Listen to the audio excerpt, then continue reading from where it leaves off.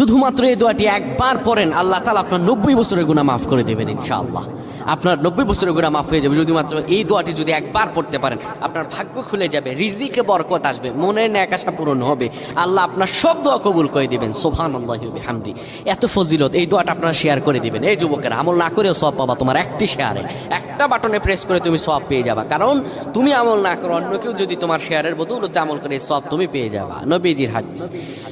আমার ভাইয়েরা, আল্লাহর কাছে দোয়া করা, আল্লাহর কাছে দোয়া চাওয়া, এটি হলো মুমিনদের কাজ। আমার আল্লাহ বান্দাকে বলেন, বান্দারে উদউনি আস্তাজিব লাকুম, আমার কাছে চাও, আমার কাছে চাইলে আমি আল্লাহ তোমাকে দিয়ে দিব।